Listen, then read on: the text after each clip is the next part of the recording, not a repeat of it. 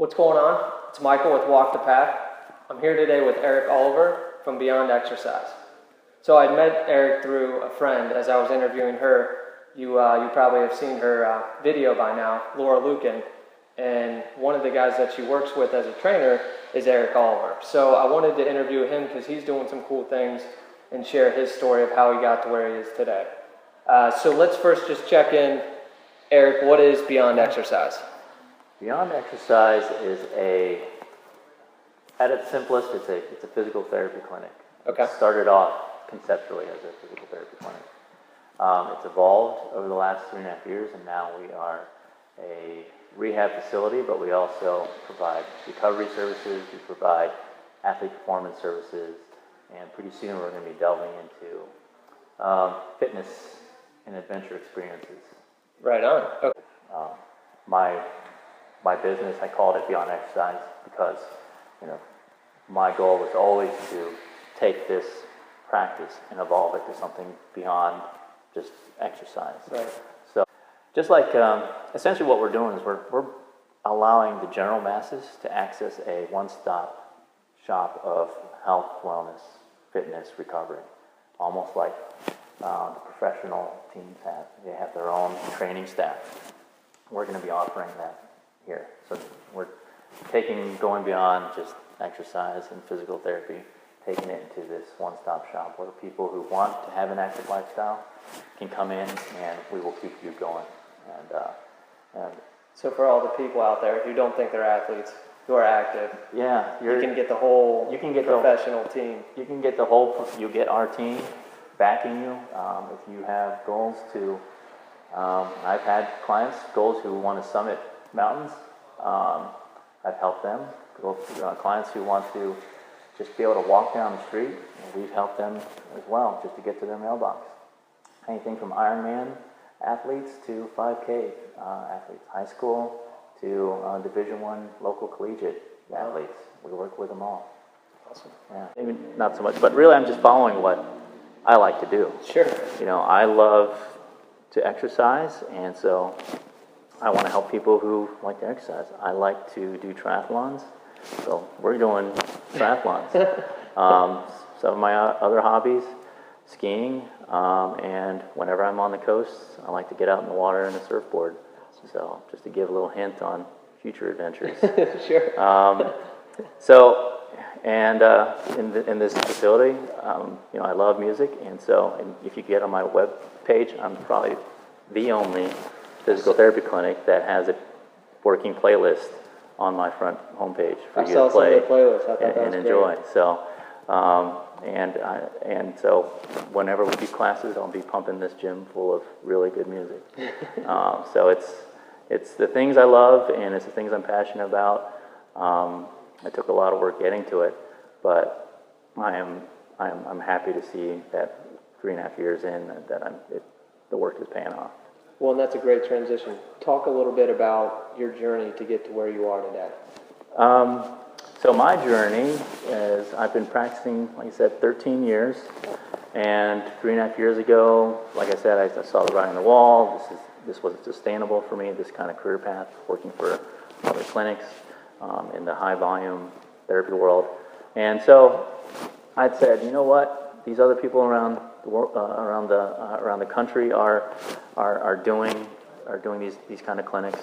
I've got experience managing clinics for other business owners and other corporations, and so I thought, why not try it? And so I applied for my LLC, came up with a name, applied with LegalZoom, and started doing part-time work out of a friend's personal training gym.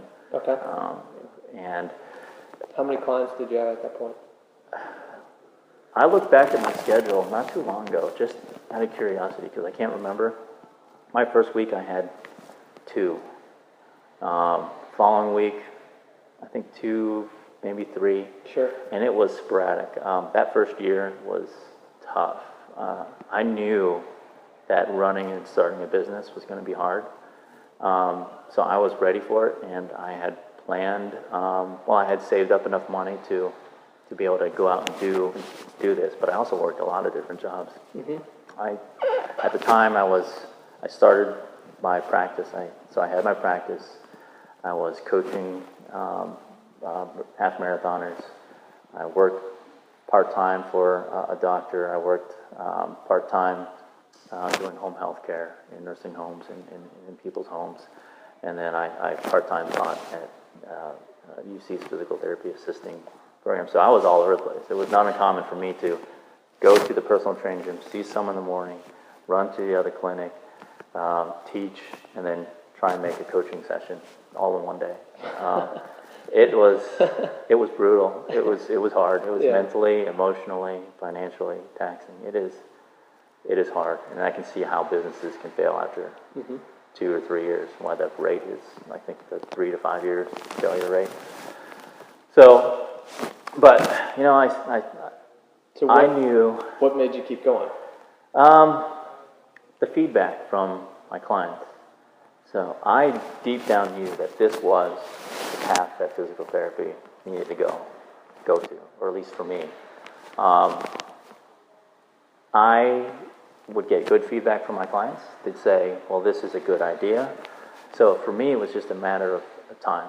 And I knew that if I knew there were successful clinics. I didn't know there of any really in Cincinnati, even though there are a couple smaller ones around like mine.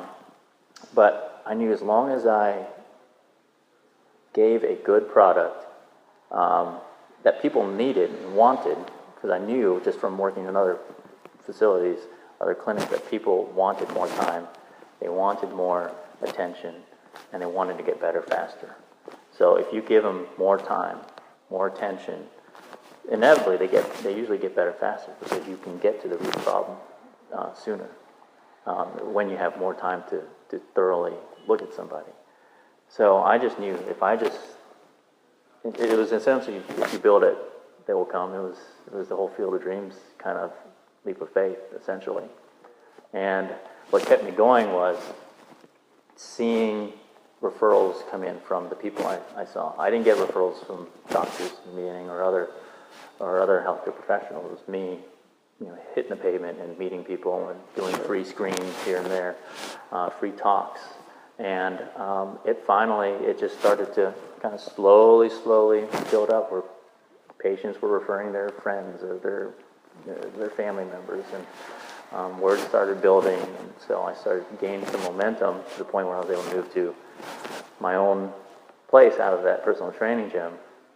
And for 2.5 years I was there, and then just 2 weeks ago I moved into a place almost 3 times the size of that. So it was to be honest, it was just a lot of hard work, and it was a ton of faith and making sure, and a lot of support from family and friends, emotional support, and just if anyone wants to succeed, I think in business, one, you do have to work extremely hard, and you have to wear many hats.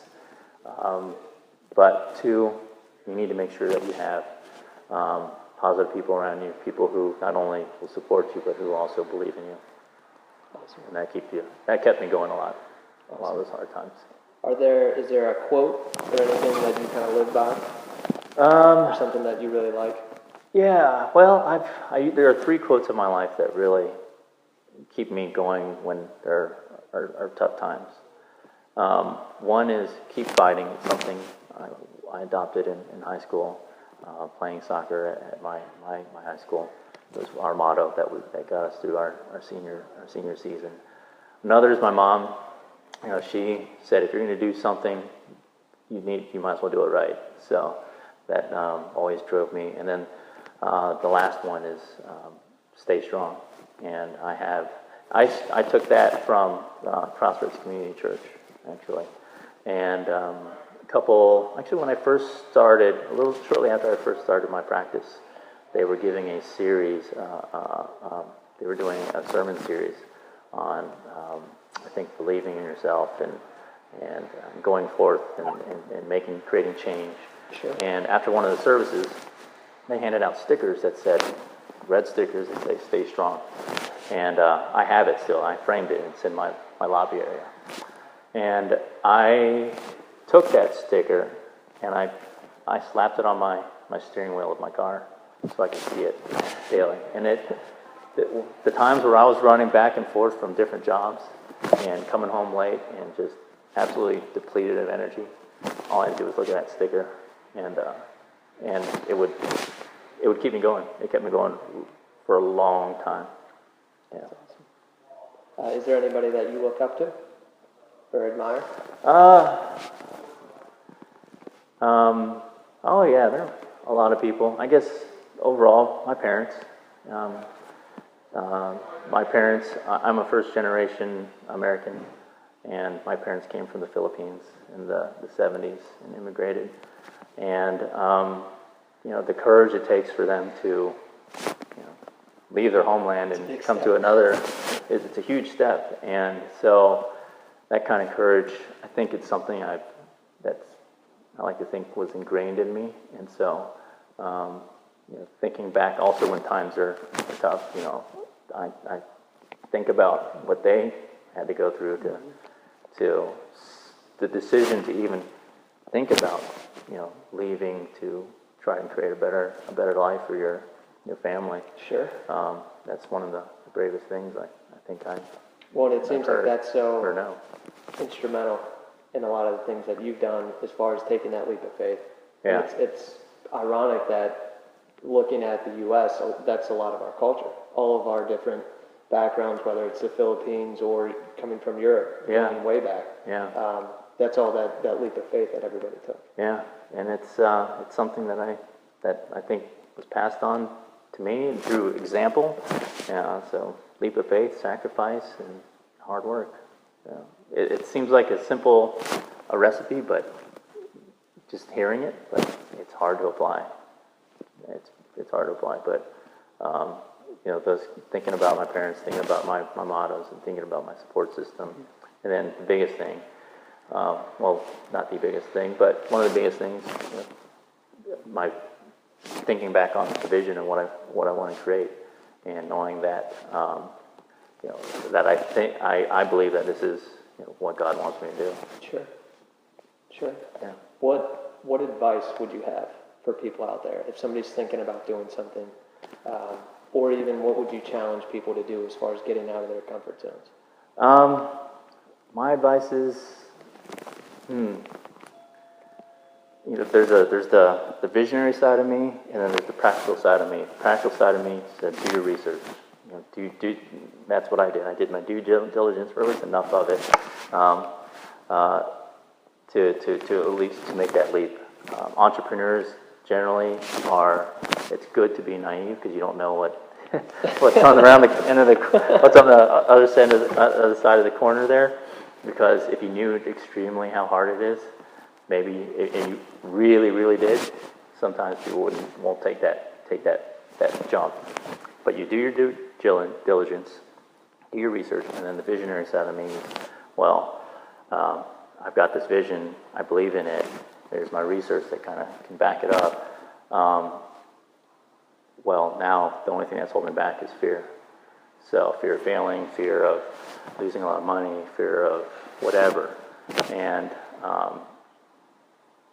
one thing I've learned is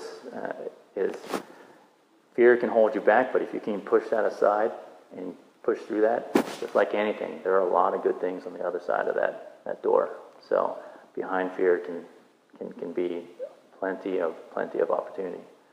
So do your practical research, and if you've got your vision and the only thing that's holding back is fear, but you've got your plan, go for it. Go for it? Yeah, go for it. Build it. Build it, yeah. Build it, and they will come if you work hard enough, really hard, and you're smart about your decisions. This wasn't all. A lot of luck plays into it, opportunities presented my way, but a lot of it is hard work and not passing up on even the smallest opportunity.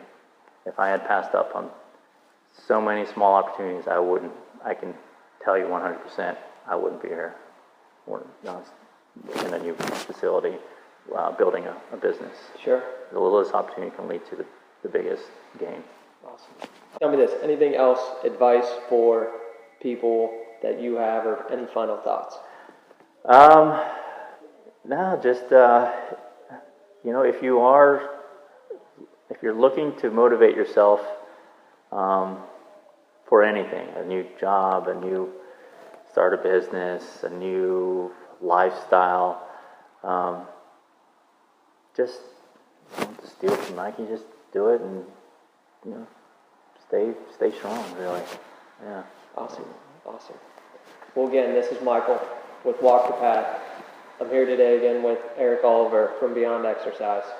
Thanks so much for the interview. Yeah, thank you. And to everybody else out there, good luck and keep doing it. Stay strong.